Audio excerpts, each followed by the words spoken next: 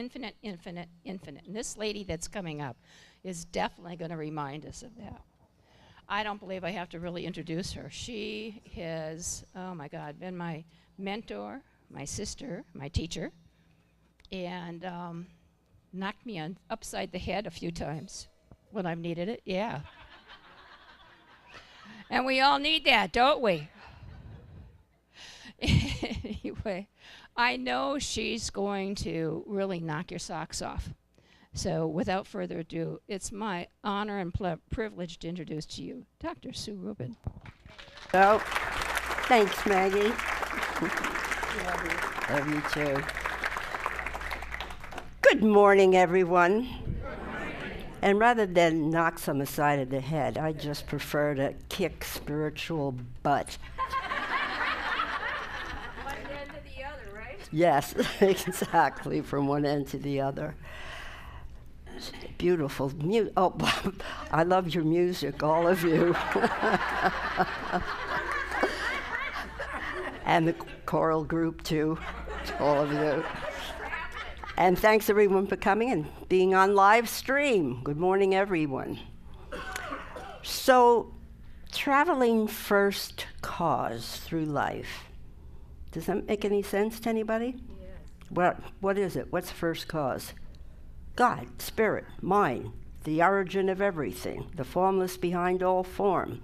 You think what you're looking at, me, you at each other, the entire environment physically just emerged out of being here forever? No, trace it back, pull the reel back, and you'll find there's a creative idea, an energy, a substance that Holmes talked about, a creative, atomic intelligence is what Thomas Trode used to refer to it as, that basic something that's forever stirring and moving in, through, and all around each and every one of us. And from that, that's the kickoff, the idea that suddenly works from the mind of God through our consciousness.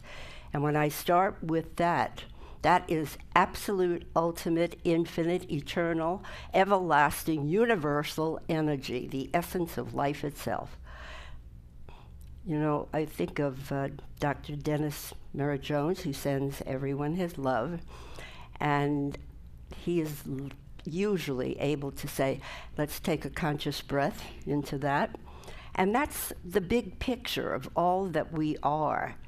And yet when we all started our journey, be it 2 seconds, 2 years, 5, 10, 20, 30, 40 years ago,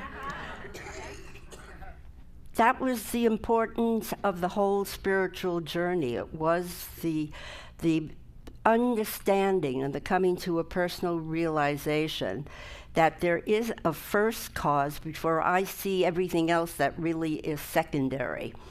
What I'm looking at with my physical eyes and sensing with my physical senses is simply the result of something that has preceded. And that's why the spiritual work that we do is constant remembrance of who and what we are. That's what we do when we gather on a Sunday in a class for a social event. How many of you will be at class this afternoon?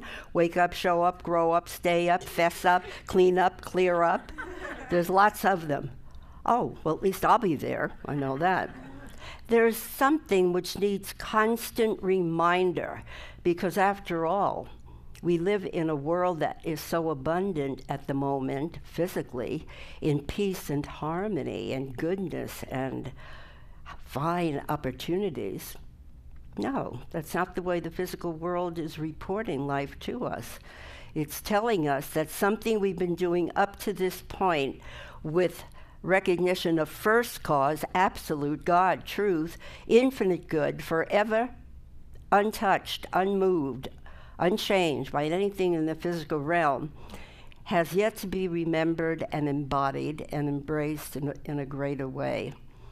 And so in tracing our roots and coming to that deeper understanding through the things we do, through the hospitality we extend to each other, we learn to extend that more fully to the world. So Ernest Holmes had a quote. Remember, we're talking not yesterday, But we're talking originally from back in the 20s, the 30s, the 40s, the 50s, until he made his transition. And this is what he said: "Our movement will not depend on a talk given.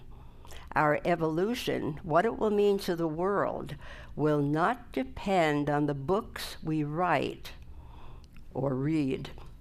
It will depend on what we do with this whole creative principle."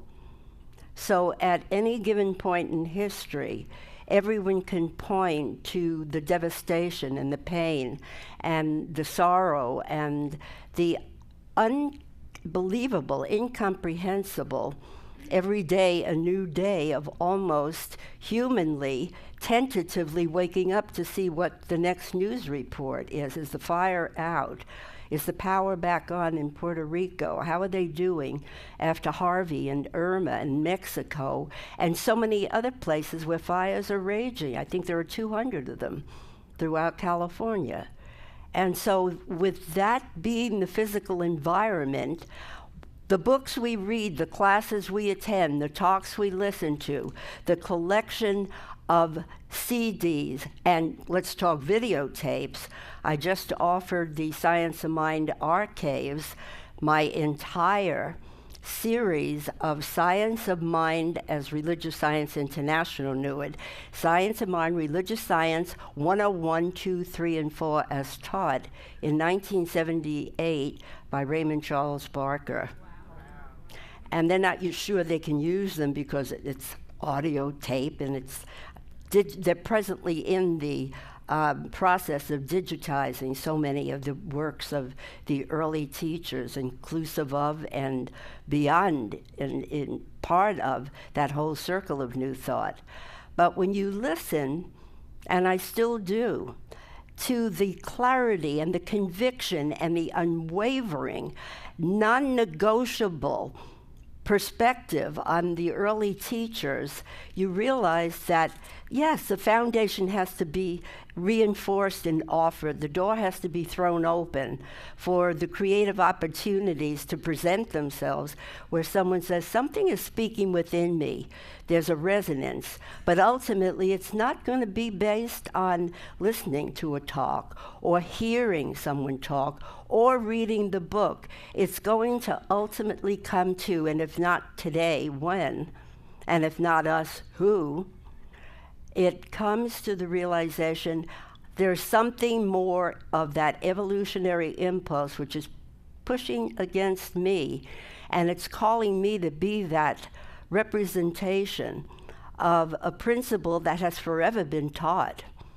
I just read such a fabulous metaphor, at least I found it fabulous, and it described the idea that originally the mystics, the early philosophers and saints and teachers would enter this field of spiritual knowing through a logical, intuitive affinity with knowing. It was the truth, without someone telling them in scientific, mental, emotional, or psychological terms. No one talked about the shadow then.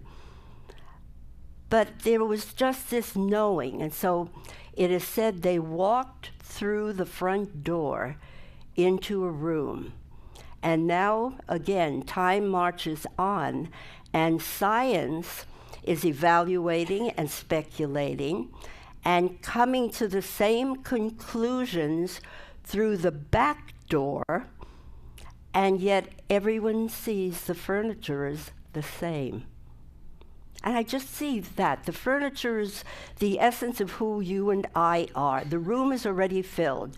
The inner chamber of our own divine intelligence, spirit, mind, God, whatever you choose to call it, Brahma, Aman, it's all the same thing. It's here, it's now, it has always been, and it shall forevermore be. The very foundational groundless ground of being, that you are, I am, all is. God is, I am. Let's say that. God is, I am. What more is there to say? If God is everything, all that is, then obviously every part and particle of creation is an announcement of the presence of God, fully enlivened and brought forth to do what each of us has come to do. And so there's the furniture. It's already provided. The house is fully equipped with everything that could ever possibly be what we would perceive as the fulfillment of our dreams, our visions, our yearning for happiness and peace for ourselves and everyone else. Think upon these things in silent contemplation.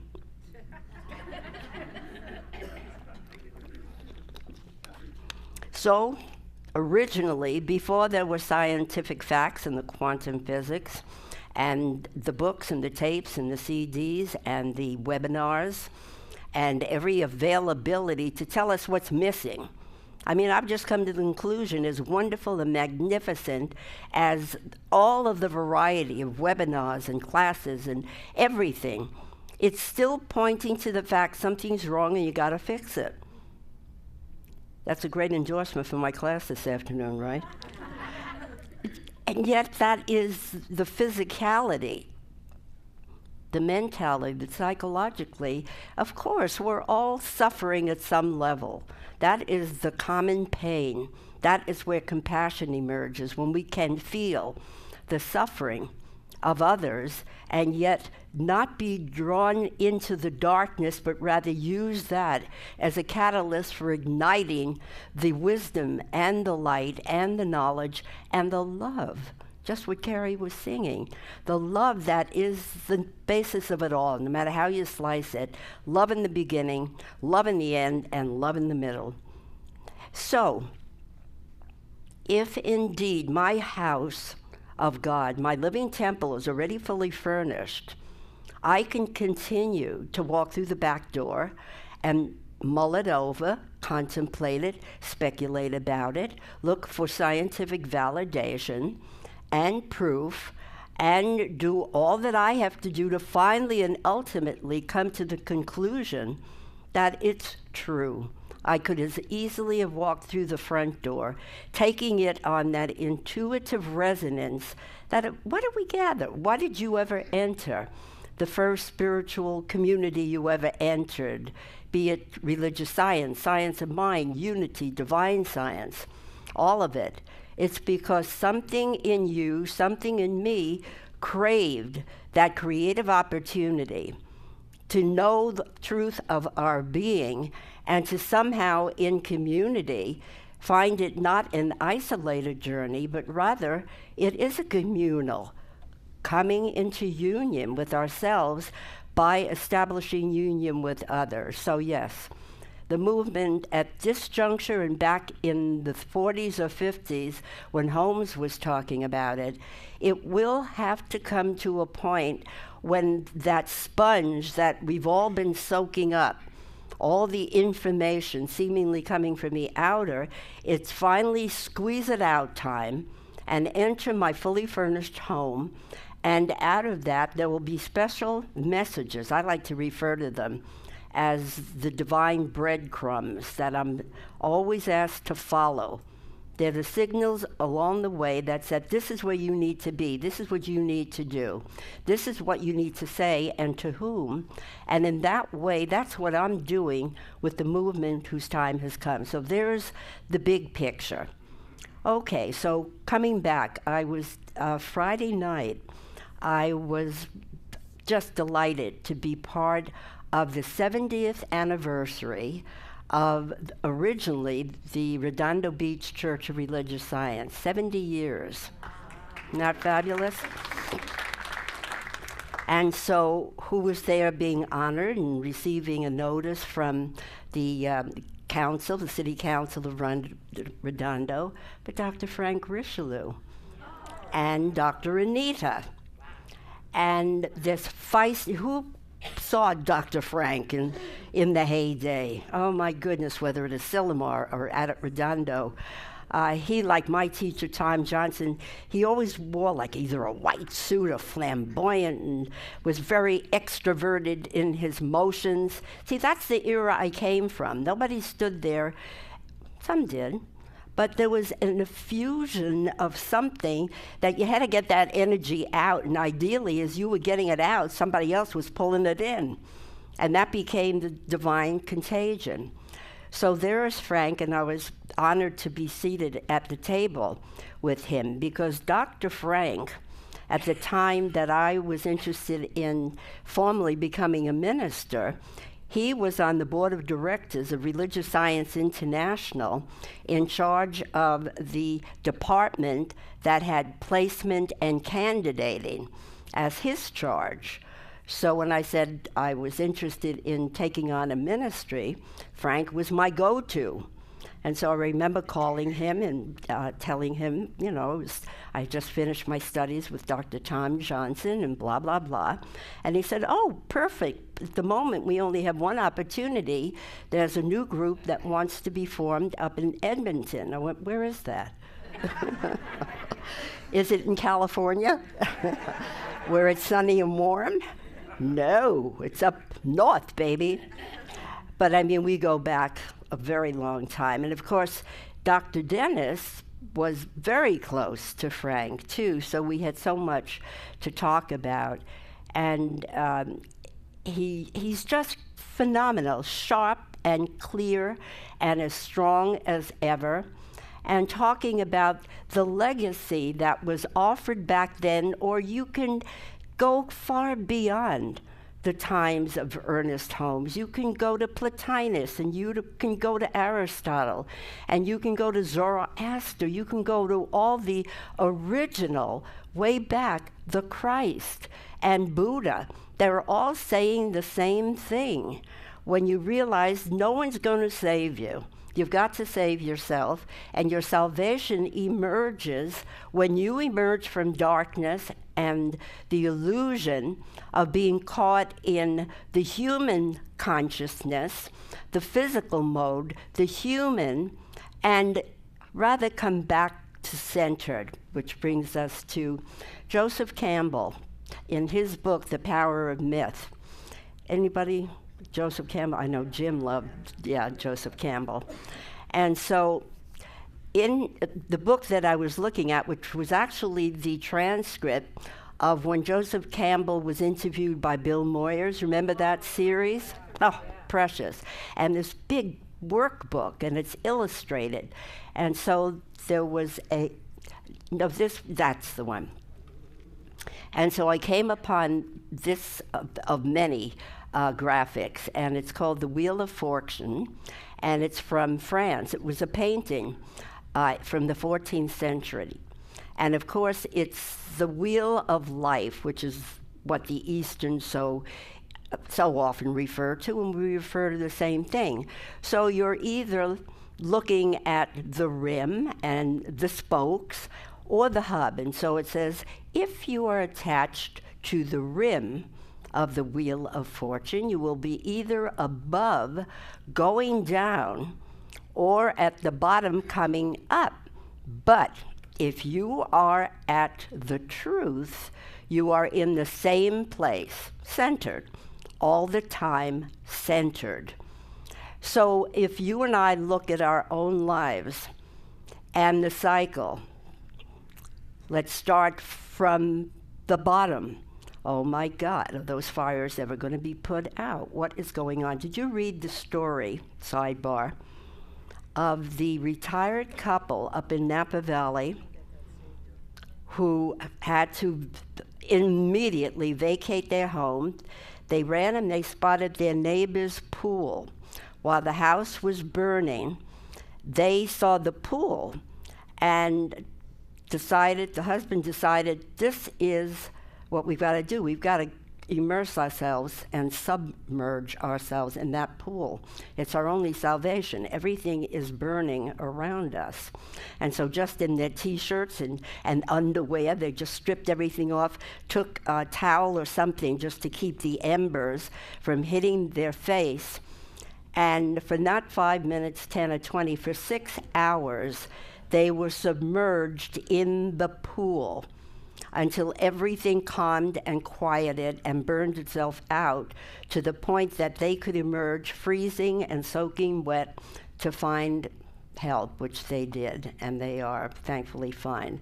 But imagine, so here we sit, and yet everything around that outer rim that was at the bottom and yet inching itself up from the side to the top.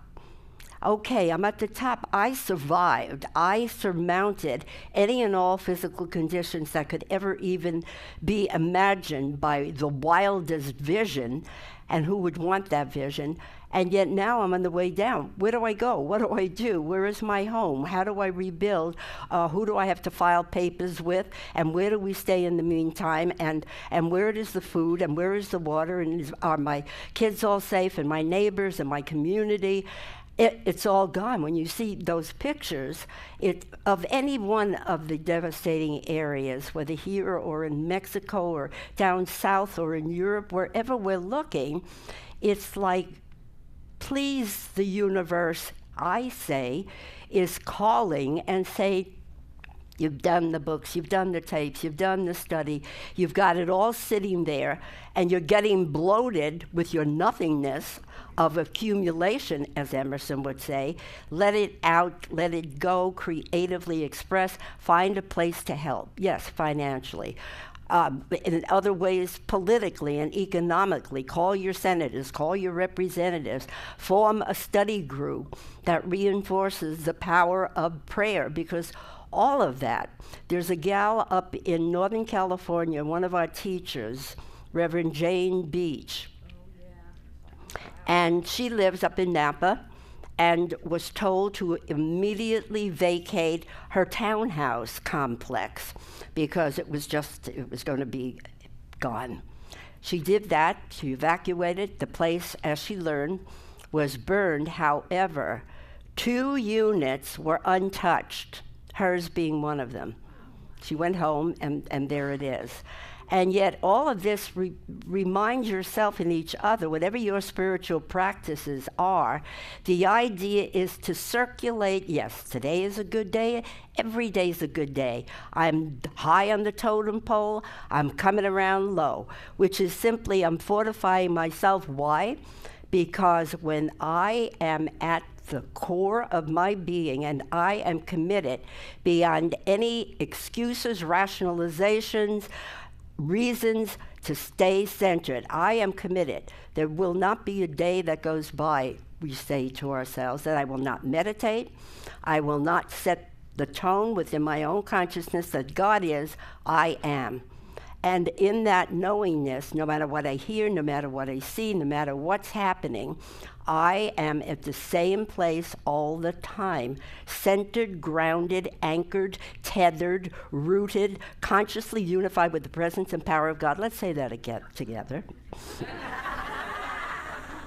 That's it. There is no other answer. We have fought fire with fire, symbolically, physical effects with physical effects, and yet when it all comes down to it, Gandhi said it.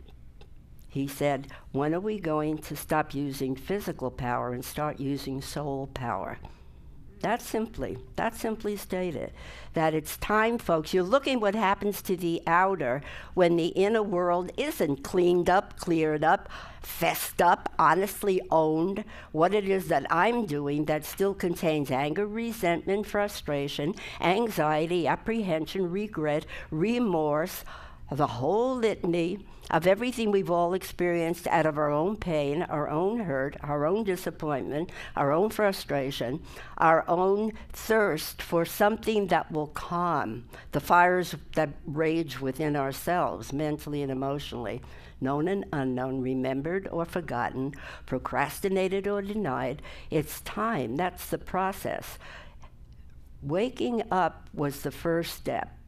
Spiritually awakening to this truth, this center of my being, so that I'm here. No matter what's spinning all around me, I am here.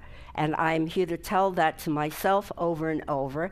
And the beauty of it is when I walk into the bank or I'm in the market or wherever I'm going, and someone says, oh my God, I just don't want to go home. At least here I'm busy and I'm occupied. What's to become of all of us? What's to become of us? We are here to stay. The universe has always existed, and when we raise our own thought, could you picture me doing it at the count, the checkout counter? Remember now, each and every one is the God expression. No, but somehow there's a word of encouragement, there's a smile, and somehow everything really does work out. And yet it will only work out with my conscious cooperation, my intentional commitment to know the truth, the whole truth, and only but the truth. And so that's it. Stay centered. The wheel turns. That wheel of fortune continues to be the wheel of life. I'm up and I'm on the way down and I'm back in the middle. And yes, good times come and good times go. But smack dab at the center, I am in the world, but not of the world. These things do not move me. I am of source. And that's what Frank and Anita and I and all of us were reminded of, that the legacy is very rich. In any teaching, I don't care what it is, as long as it brings you home to yourself, and that becomes the ultimate reality, there is nothing else. There's a beauty, there's a clarity, and it's still illustrated by another quote by Joseph Campbell. I think it was him. Yeah, it was him. So it says, when a spider makes a beautiful web, the beauty comes out of the spider's nature. It's instinctive beauty. How much of the beauty of our own lives is about the beauty of being alive? How much is conscious and intentional?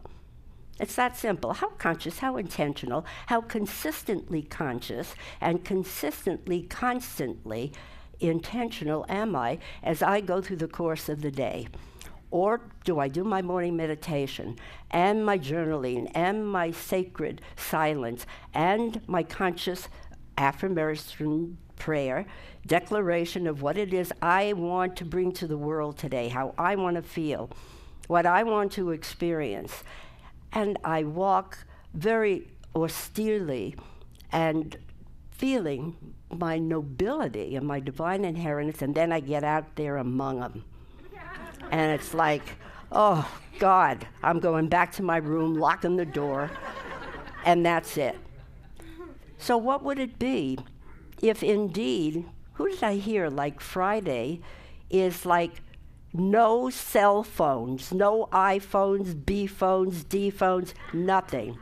Oh, what my daughter-in-law, who's a high school teacher in out here in Ontario, it's like she decided, because she's very much getting involved in mindfulness practice, it's like she declared her class is when you come in on Friday, you turn your cell phones in. There will be no contact, because you know and I know so many of the kids and adults, she's teaching, the class is going on, and they're busy connecting with each other. So it's like, are you game? And that's their commitment. All technology ceases and desists on Friday.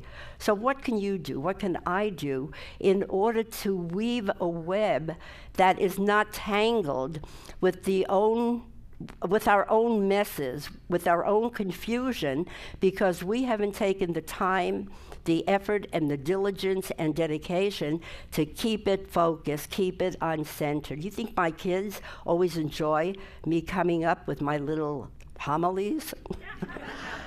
But you know what? I'm doing it more and more than I ever did it. My grandkids, it's like if I can't have an influence on the people most directly related to me in my life, it's like, so what? One of my grandsons, of the 5 of them, just graduated college, and it's like, Grandma, I don't know what to do. It's like, so Josh, do you meditate? I'm daring to say things I promise you I would never have said years ago, because it wasn't exactly welcome. And remember, there's a certain distinction. If people say, oh, tell me about what you do, what is it that you practice? Tell me about science of mind. Oh, good, then we're all there. That's not the point. Preaching to the choir is like, big deal. We all have that same affinity. But it's when we leave these doors and enter into the world, how can I be that beacon of light that really weaves a web of beauty, but primarily it's designed so that I extend that realization to everyone all around me. I was in Starbucks. my favorite place to do my little rantings and ravings. And there's a new gal. And of course, when I come in, every time she says, just takes my order, and it's like, I'm sorry, what is your name? And I said, Sue. And she said, God, I will try so hard to remember it next time. I went, don't try hard. Just forget it. It's all sifting somewhere down in the deeper part of yourself. It'll pop out before you know it. Give it a rest. You know, that's the message of the day. Sure enough, next time I came in, hi, Sue. You know, she was like all bright and chipper, and then wanted acknowledgement. I said, great, see, don't sweat that. The mind that we have access to, universal mind, is available and accessible, not upon insistence and duress and strain and stress, but rather about getting ourselves to the other part of our mind that wants to control and manipulate and configure things and get the answer and solve the problem. It's the very part that we know scientists and scholars and creative geniuses have access to the same genius you have and I have. And so the access to it is gained by cool it. Just cool it. Relax, release, let the wisdom, the guidance, the energy, the wherewithal, the divine inspired mind that you already are, all you're being asked to do is to give it a bigger dose of faith, conviction, acceptance, and the consistency in taking it out into the world. And so here's what, again, the founder of Science of Mind, Dr. Ernest Holmes, said in his last talk, Sermon at the Sea, the one where it was, give me 1,000 people who clean up and wake up and step up and show themselves as they are. And he said, there is something beyond anything that you and I have touched. First, find, do, something people, something. Okay. There is something beyond anything that you and I have touched. Find 1,000 people who know and use it, and the world will no longer be famished. How important it is that each of us, in our own simple way, live from God, to God, with God, in God, and with each other. I trust a vision and an inspiration beyond a hope and a longing that the living Spirit shall through us walk anew into its own creation and a new glory come with a new dawn. And with that in mind, let us go within right here and right now and know that I am the dawning of the new day. I am the coming of a new dawn, for my light forever burning within me is now consciously and intentionally kindled from my own conviction, my dedication, my devotion, and my knowing that this is the truth, as it has always existed, as it is now and shall forevermore be. God is, goodness is, harmony is, restoration is, regeneration, renewal, revitalization, replenishment, upliftment, health, harmony, love, joy, creativity is, and forever shall be, right smack dab at the very center of my being. So I come off the edge of life, observing and getting caught in the externals on the wheel. I come to the hub. I come to that which weaves a web of beauty that personifies my inherent nature of wholeness, of harmony, of generosity of spirit, of goodness, light, life, and love. And I know this is the moment that I, along with all my divine family members, are being called not only to awaken to the magnificence of our true spiritual divine nature, but this is the time to open new avenues of willingness, openness, receptivity to the possibility as to where it is that I am to give in a greater way, share my gifts in a greater way, reach out to others in a greater way, in order that I, as I am lifted, draw all others unto me. This is the vision of a new world. And it starts right here and right now, right in this very room where I am. For in this very room, there is a resonance, there is a logical and heartfelt affinity to know that I walk from this moment forth in the front door into my fully furnished home of lavish richness, wholeness, harmony, and goodness. This is the day that I emerge as that which I truly am, more fully, more richly, more joyously and energetically than ever before. I know this for myself. I know it about all, for there is only one, showing up as the many, here, there, and everywhere, in this room and far beyond the sound of my voice.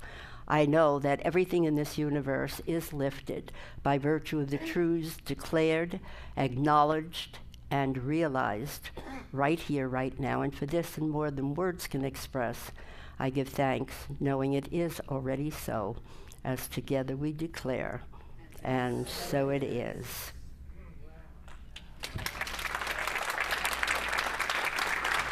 Okay.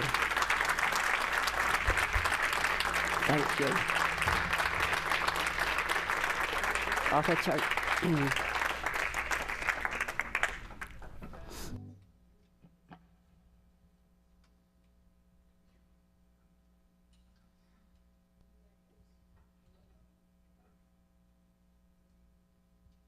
Go. Didn't I tell you she was dynamite? We just had an explosion in here. Wow. Wow, wow, wow. Well, what Reverend Stephen has been doing, he's been asking you to shout out or just state, either to yourself or out loud, someone or something that you would like prayer for, healing prayer. You have anything in the box, it is being taken care of. It will be taken care of by the practitioners. The prac on call will take whatever is in here after the service. We prayed on anything that was in here before. So, and then you have the 1-minute miracles afterward. So you can always get uplifted and heard. So please, if there's anything going on, anyone that you would like to mention, and I mention right here now, everyone and anyone, anywhere in the world, that is going through something they don't know how to handle, whatever it is. And please, state what it is that you'd like.